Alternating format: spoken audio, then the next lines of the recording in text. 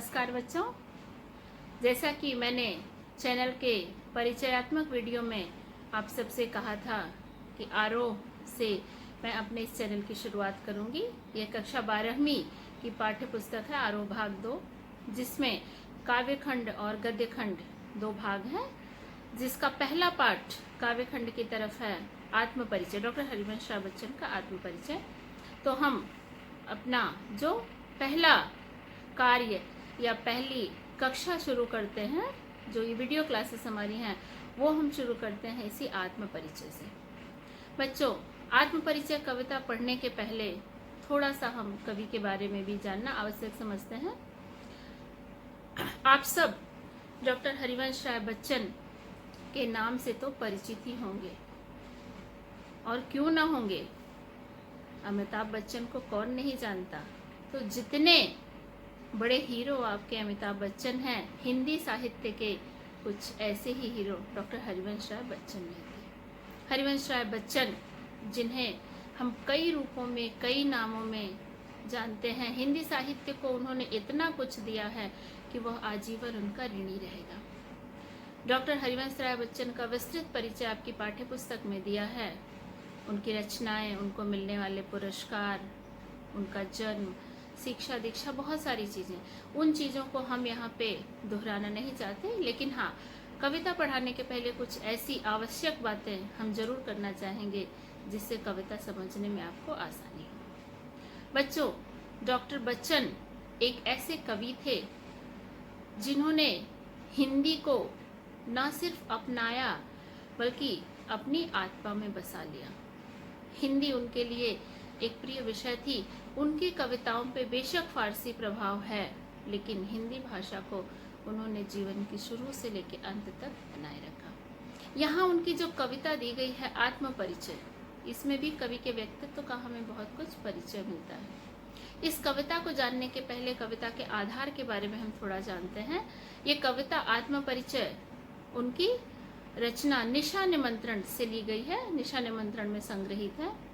निशा निमंत्रण उनकी एक ऐसी रचना है जो निराशा के दुख से डुबाती हुई आत्मा को निकालती है प्रकाश की तरफ। नाम ही है उसका निशा निमंत्रण, रात का आमंत्रण। लेकिन उस रात के बाद जो भोर आती है वो कवि को बुलाती है, जगाती है कि हर रात के बाद अंधेरा दूर होता है। ऐसी स्थितियां वास्तव में कवि के जीवन से बड़े गहरे तक जुड़ी थी। इस कविता की रचना उस समय हुई थी जब डॉक्टर बच्चन अपने जीवन की कठिनतम परिस्थितियों से गुजर रहे थे।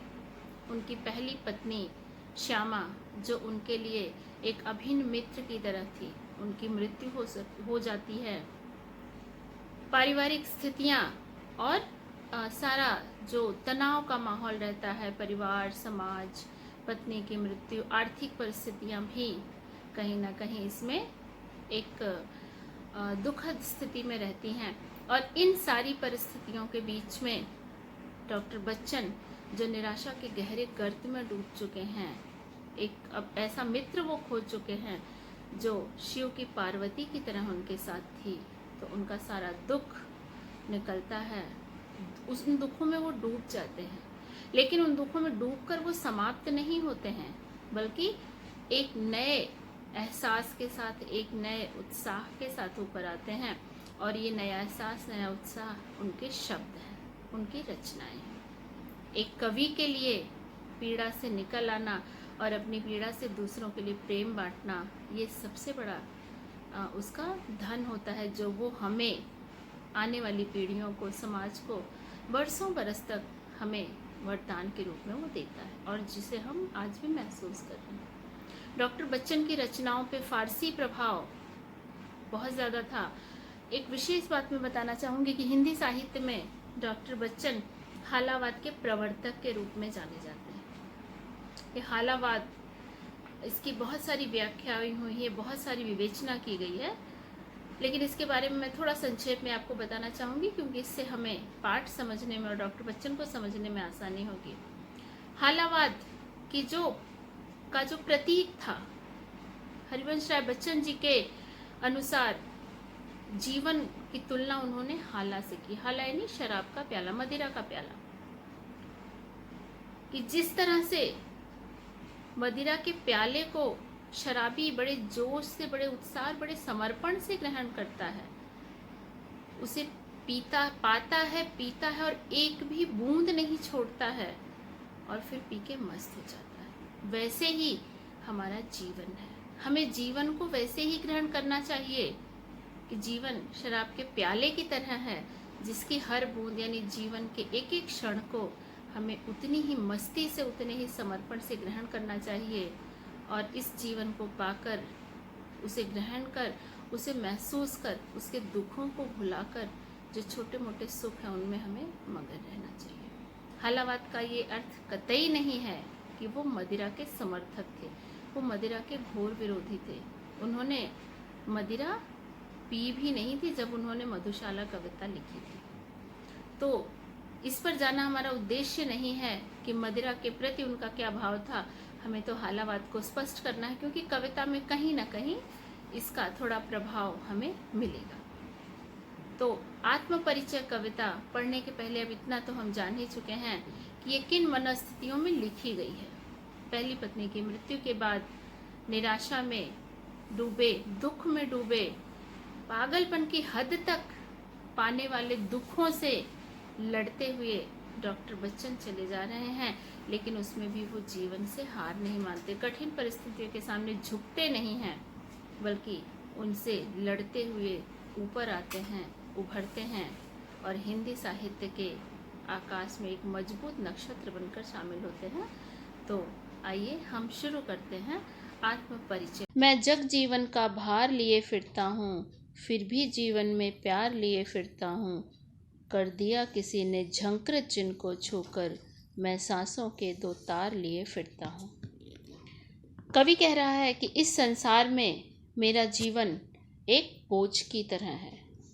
बोझ का अर्थ है कि कवि अपने जीवन को बोझ नहीं मानता, लेकिन ये जो सांसारिक जीवन है उसमें उसके पास इतने सारे दुख, इतने मुश्किलें हैं कि सांसारिक और सामाजिक रूप में वो एक बोझ की तरह लिए घूम रहा है।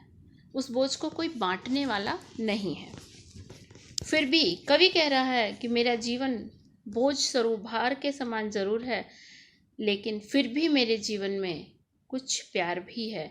मैंने अपने अंदर प्यार की भावनाओं को जीवित रखा है और उसे भी मैं अपने साथ लिए घूमता हूँ।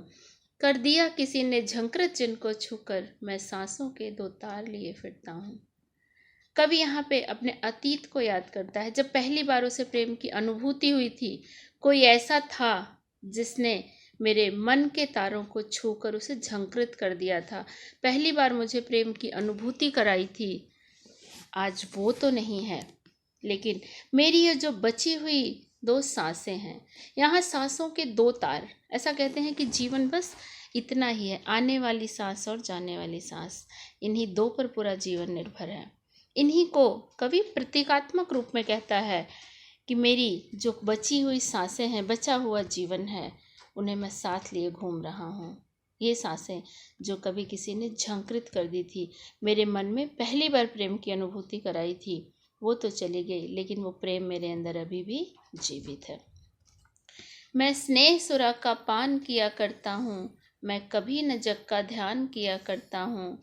जग पूछ रहा उनको जो जग की गाते, मैं अपने मन का गान किया करता हूँ। यहाँ पे स्नेह सुरा शब्द जो है, इसमें ध्यान रखिएगा बच्चों, रूपक अलंकार का प्रयोग है। कवि का, जैसा पहले भी मैंने कवि परिचय में आपको बताया कि डॉक्टर बच्चन हालावाद के प्रवर्तक माने जाते हैं भारतीय काव्य शास्त्र में।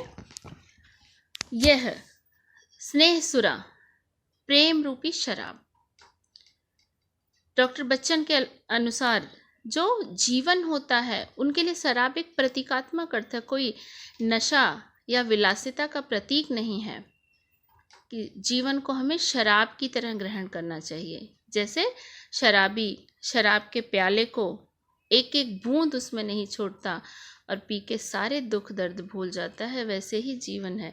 जीवन के हर एक क्षण को हमें उतने ही समर्पण, उतने ही प्यार से अंगीकार करना चाहिए। तो वही कवि यहाँ कह रहा कि मैं स्नेह सुरा का पान किया करता हूँ। संसार में जो भी प्रेम मुझे मिला है या जो मिलता है, उसे मैं शराब की तरह ग्रहण करता हूँ, उतने ही प्रेम, उत्साह, लगन और समर्पण के साथ, और उसे पीकर मस्त हो जाता हूँ। फिर दुनिया का कुछ भी मुझे ध्यान नहीं रहता, मैं कभी न जग का ध्यान किया करता हूँ। फिर संसार की बाकी चीज़ों को मैं भूल जाता हूँ। आगे कह रहा है कि और क्यों न भूलूं, जग पूछ रहा उनको जो जग की गाते, कि संसार का ध्यान मैं क्यों करूं, क्योंकि ये संसार तो उनको पूछता है जो उसके मन की बातें करता है, उसकी हाँ में हाँ मिलाता है। मैं ऐसा नहीं कर सकता, इसलिए क्योंकि मैं अपने मन का गान किया करता हूँ। मैं तो अपनी मर्जी का, अपनी मस्ती में रहता हूँ, अपने मन का गाता हूँ और खुश रहता हूँ। इसलिए मैं दुनिया की आलतू फालतू चीज़ों से मुझे कोई लेना देना नहीं है। मैं निज उर के उद्गार लिए फिरता हूँ, मैं निज उर के उपहार लिए फिरता हूँ, है यह अपूर्ण संसार न मुझको भाता, मैं स्वप्नों का संसार लिए फिरता हूँ। मैं निज उर के, यहाँ निज शब्द, निज मतलब अपनापन, खास, स्व, अपने हृदय के उद्गार लिए फिरता। उद्गार यानी भावनाएं जो उद्गृत होने के लिए, बाहर आने के लिए बेचैन हो। मैं निज उर के उद्गार लिए फिरता हूँ, अपने हृदय की भावनाओं को मैं अपने साथ लिए घूमता हूँ, मेरी ये भावनाएं हमेशा जागृत रहती हैं। मैं निज उर के उपहार लिए फिरता हूँ, और ये मेरे जो उद्गार हैं, ये कैसे हैं, एक उपहार की तरह है। मेरा हृदय उन्हें उपहार के रूप में सबको बांटना चाहता है, अर्थात मैं अपने मन की बातों को सबसे बांटना चाहता हूँ, कहना चाहता हूँ। है यह अपूर्ण संसार न मुझको भाता, मैं स्वप्नों का संसार लिए फिरता हूँ। कवि कह रहा है कि ये संसार तो अधूरा है, ये मुझे अच्छा नहीं लगता, मुझे इसमें मज़ा नहीं आती है, इस संसार के प्रति मुझे कोई बहुत ज़्यादा इसके प्रति लगाव या ममता या मोह की भावना नहीं है, क्योंकि ये तो अधूरा है। मैं सपनों का संसार लिए फिरता हूँ, मैं तो अपने सपनों की अपनी ही दुनिया लिए घूमता हूँ, अपनी ही दुनिया बनाता हूँ, उसी में जीता हूँ, उसी में मस्त रहता हूँ। इसलिए संसार की किसी बात से मुझे कोई ख़ास लेना देना नहीं है। कर यत्न मिटे सब सत्य किसी ने जाना, नादान वही है हाय जहाँ पर दाना, फिर मूढ़ न क्या जो जग इस पर भी सीखे, मैं सीख रहा हूँ सीखा ज्ञान भुलाना। कर यत्न मिटे सब सत्य किसी ने जाना, क्वेश्चन मार्क है यहाँ पे, इसे हम प्रश्न अलंकार भी कह सकते हैं कि कर यत्न मिटे सब, दुनिया में बहुत बड़े बड़े बुद्धिमान आए गए, सब बड़े प्रयत्न किए, मिट गए, लेकिन क्या ये सत्य कोई जान पाया? नादान वही है हाय जहाँ पर दाना। ये नादान और दाना ये शब्द फारसी के शब्द हैं, जहाँ नादान का मतलब भोला भाला, दाना यानी बुद्धिमान, कि जहाँ पर बड़े बुद्धिमान हैं वहीं पे भोले भाले मूर्ख भी होते हैं, या बड़े से बड़े बुद्धिमान व्यक्ति भी कुछ मूर्खताएं कर जाते हैं। लेकिन क्यों करते हैं? एक दूसरे की गलतियों से हम सीख क्यों नहीं लेते हैं? ये सत्य आज तक कोई जान नहीं पाया। दूसरे की गलतियों पे हम बहुत बड़ी बड़ी बातें कहते हैं, लेकिन कभी ना कभी हम अपने जीवन में भी उन गलतियों को दोहराते हैं। तो क्या फ़ायदा कुछ सीख के, कुछ सुन के, अगर हम उससे सीख ना सके? फिर मूढ़ न क्या जो जग इस पर भी सीखे। फिर क्या ये दुनिया इतनी मूर्ख है जो दूसरों की गलतियों से कोई सबक नहीं लेती और अपने आप को बड़ा बुद्धिमान मानती है? फिर ये संसार तो मूर्ख ही हुआ। लोग ज्ञान क्यों प्राप्त करते हैं? कोई फायदा नहीं। इसलिए कवि कह रहा है, मैं सीख रहा हूँ सीखा ज्ञान भुलाना। जब बुद्धिमान बन के भी मूर्खता करनी ही है तो ज्ञान प्राप्त करके क्या फ़ायदा? इसलिए मैं सीख रहा हूँ सीखा ज्ञान भुलाना। मैं अपने आप को ज्ञानी या विद्वान या जानकार नहीं मानना चाहता हूँ, मैं सब कुछ भुला देना चाहता हूँ और इसी मूर्खता में ही जीना चाहता हूँ, इसी भोलेपन में ही जीना चाहता हूँ। क्योंकि अगर कोई ज्ञानी व्यक्ति कोई गलती करता है, कोई विद्वान करता है, तो वो हमारी नज़रों में उपहास का पात्र होता है। जबकि वही गलती अगर कोई भोला भाला, सीधा साधा, अनपढ़ व्यक्ति करता है तो वो उपहास का पात्र नहीं होता। तो जब ज्ञान प्राप्त करके भी हमें अज्ञानता ही दिखानी है तो क्या फ़ायदा। इसलिए मैं अपने आप को अज्ञानी ही मान लेना चाहता हूँ, ऐसा कवि का कहना है। यानी मैं दुनिया की नज़रों में ज्ञानी या विद्वान या बहुत चालाक ऐसा नहीं रहना चाहता हूँ। मैं बिल्कुल एक सीधा साधा भोला भाला अज्ञानी सा जीव बनकर इस दुनिया में जीना चाहता हूँ। मैं नहीं चाहता हूँ कि कोई मुझे बहुत ज़्यादा जाने। अगला पैराग्राफ ये बहुत महत्वपूर्ण है। मैं और जग और कहाँ का नाता, मैं बना बना कितने जग रोज मिटाता, जग जिस पृथ्वी पर जोड़ा करता वैभव, मैं प्रतिपग से उस पृथ्वी को ठुकराता। इसमें कवि ने अपने आप को बहुत महत्वपूर्ण माना और कहते भी है ना कि जब तक हम अपने को खुद सम्मान देना नहीं सीखेंगे दुनिया हमें सम्मान नहीं देती है। मैं और जग और कहाँ का नाता, इस तरह का एक और वर्णन आपने कक्षा 11वीं में पढ़ा होगा। किंतु यह बस बड़ा बस है, इसी बस से सब विरस है। कुछ ऐसा ही भाव यहाँ पे है, जहाँ कवि अपने आप को विशेष मान रहा है, अपने आप को कहता है कि वो, क्योंकि पीछे भी कवि कह रहे हैं कि इस दुनिया को मैं कुछ मानता नहीं हूँ, मेरी अपनी दुनिया है। तो ऐसे ही कह रहे हैं मैं कुछ और हूँ, मैं ख़ास हूँ अपने आप में। और जग, और ये जग और ये दुनिया, और कहाँ का नाता, हम दोनों में क्या संबंध है, क्या तुलना है, तुलना क्यों नहीं है। आगे कहता है कवि, मैं बना बना जग कितने जग रोज मिटाता। ये दुनिया तो एक ही है, अरबों खरबों सालों से चली आ रही है ऐसी, लेकिन मैं खास क्यों हूँ, क्योंकि ऐसी पता नहीं कितनी दुनिया में रोज अपनी कल्पनाओं में अपने सपनों में बनाता हूँ और फिर उसे मिटा देता हूँ। इसलिए मुझ में और इस दुनिया में कोई तुलना नहीं है। जग जिस पृथ्वी पर जोड़ा करता वैभव, मैं प्रतिपग से उस पृथ्वी को ठुकराता। ये दुनिया जिस पृथ्वी पर वैभव जोड़ने के लिए, ऐश्वर्य बटोरने के लिए, नेम फेम पाने के लिए मरती रहती है, मैं उस पृथ्वी को अपने पैरों की ठोकर मारता हूँ, यानी उसे ठुकराता हूँ, उसे इग्नोर करता हूँ, उसे अपने सामने से हटाता हूँ। कोई लगाव मुझे उसके प्रति नहीं है, मेरी अपनी दुनिया है। मैं इस जो भौतिक दुनिया है इसके बारे में मुझे कोई बहुत ख़ास लगाव नहीं है, मैं इसे नहीं चाहता हूँ, इसे कोई भाव नहीं देता हूँ, इसका कोई मनोबल नहीं बढ़ा रहा हूँ। मैं अपने आप में बड़ा ख़ास हूँ। इसमें जो पहली पंक्ति है यहाँ पर हम यमक अलंकार का प्रयोग काव्य सौंदर्य के अंतर्गत मिलेगा। मैं निज रोदन में राग लिए फिरता हूँ, शीतल वाणी में आग लिए फिरता हूँ जिस पर भूपों के प्रासाद निछावर, मैं वह खंडहर का भाग लिए फिरता हूँ। आगे अपने जीवन में आने वाली और जो अवस्थाएं हैं, जो उनकी स्थितियां हैं, उस पर प्रकाश डालता है कवि। मैं निज रोदन में राग लिए फिरता हूँ, रोने में प्रेम, निज रोदन अपने रुदन में, अपने दुखों में प्रेम लिए घूमता हूँ। अर्थात मैं दुखी जरूर हूँ, लेकिन उन दुखों के माध्यम से मैं औरों को दुखी नहीं करता, बल्कि मैं उन्हें प्रेम के रूप में बदलने का प्रयास करता हूँ। शीतल वाणी में आग लिए फिरता हूँ।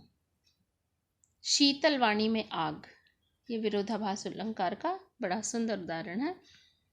शीतल वाणी में आग, मेरे अंदर तो आग भरी है, लेकिन मेरी वाणी हमेशा शीतल होती है। अपने दुखों की उस आग को मैं अपने शब्दों तक पहुंचने नहीं देता हूँ जिस पर भूपों के प्रासाद निछावर, मैं वह खंडहर का भाग लिए फिरता हूँ।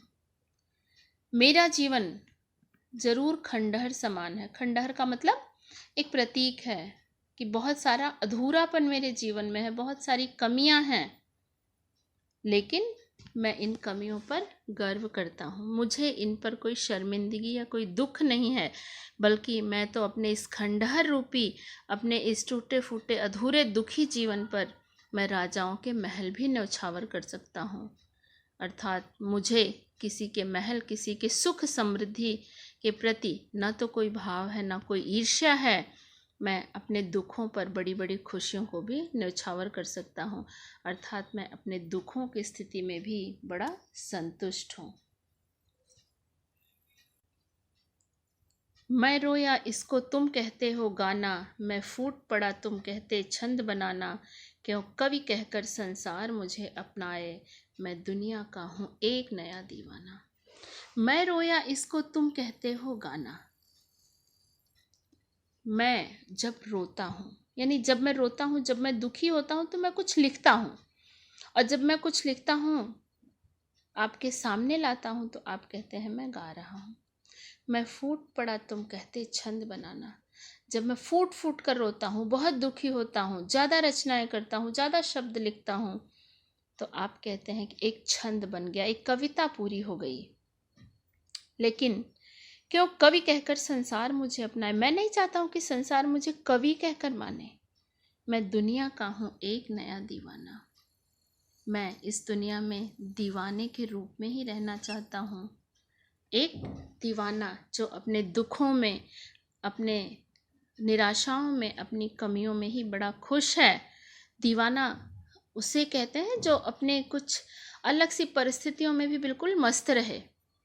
तो मैं नहीं चाहता हूँ कि लोग मुझे कहें कि मैं कवि हूँ, बल्कि मैं चाहता हूँ कि दुनिया मुझे एक दीवाने के रूप में याद रखे, जिसने अपने दुखों से भी प्रेम की सृष्टि की है, शब्द रचे हैं, गीत बनाए हैं। ऐसा ही दीवाना मैं बना रहना चाहता हूँ। मैं दीवानों का वेश लिए फिरता हूँ, मैं मादकता निःशेष लिए फिरता हूँ, जिसको सुनकर जग झूम झुके लहराए, मैं मस्ती का संदेश लिए फिरता हूँ। मैं दीवानों का वेश लिए फिरता हूँ। मैं दीवाने के वेश में, यानी दीवाने के रूप में एक व्यक्तित्व बनाया हूँ मैं अपना, और वैसे ही घूमता हूँ, मस्त मौला अपनी मस्ती में रहता हूँ। मैं मादकता निःशेष लिए फिरता हूँ। निःशेष मतलब बची हुई। मेरे जीवन से बहुत कुछ छिन गया है, फिर भी जो कुछ बचा है, जो मादकता, जो नशा, जीवन के प्रति जो लगाव बचा हुआ है, उसे मैं लिए घूम रहा हूँ। मैं सिर्फ अपने लिए प्रयोग नहीं करता हूँ, बल्कि इसे दूसरों के लिए भी लिए घूमता हूँ। जिसको सुनकर जग झूम झुके लहराए। और ये जो मेरी बची हुई मादकता है, ये किस माध्यम से प्रकट होती है? शब्दों के माध्यम से, मेरी कविताओं के माध्यम से। और मैं चाहता हूँ कि इसको सुनकर दुनिया झूम उठे, झुके, लहराए, यानी दुनिया भी मेरी तरह मस्त हो जाए। मैं मस्ती का संदेश लिए फिरता हूँ। मैं दुनिया के सामने ऐसी ही मस्ती का संदेश देना चाहता हूँ, अपने जीवन के माध्यम से, अपने शब्दों के माध्यम से, अपनी कविता के माध्यम से। और इसी के रूप में मैं अपना परिचय आपको देना चाहता हूँ। कवि कहना चाहता है कि यही मेरा परिचय है, मैं यही हूँ, यही मेरा जीवन है, और यही मेरे जीवन का एक उद्देश्य है।